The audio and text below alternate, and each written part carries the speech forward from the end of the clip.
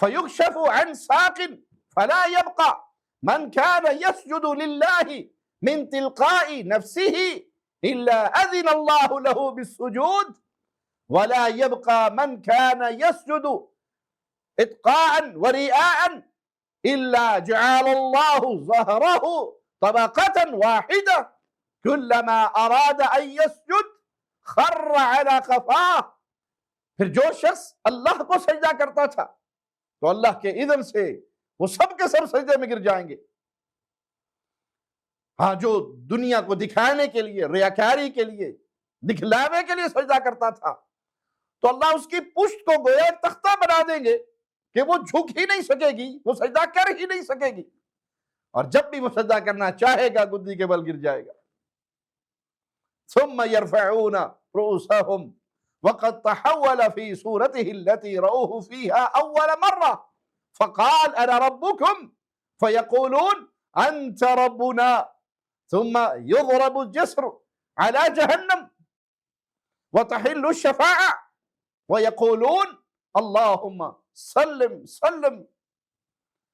پھر وہ اپنا سجدے سے سر اٹھائیں گے اور تو اللہ تعالیٰ اپنی اس صورت میں ان کے سامنے آ چکا ہوگا جس میں انہوں نے اس کو سب سے پہلی مرتبہ دیکھا، اور وہ فرمائے گا میں تمہارا رب ہوں. تو وہ کہیں گے ہاں اے اللہ تو ہی ہمارا رب ہے. پھر جہنم پر پل لگا دیا جائے گا اور سفارش کا دروازہ کھل جائے گا اور سب رسول کہہ رہے ہوں گے اے اللہ سلامت رکھ سلامت رکھ. قیل یا رسول اللہ وما الجسر، اے اللہ کے نبی صلی اللہ علیہ وسلم یہ جو جہنم پہ پل لگایا جائے گا یہ کیا ہوگا؟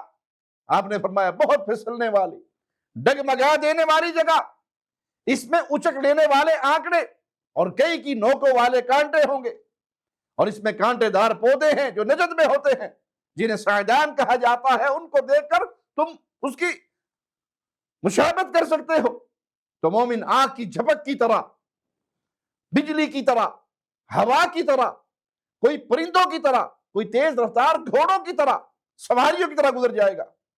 کوئی صحیح سالم نجات پانے والا ہوگا. اللہم اجعلنا منہم ومعاہم وفیہم.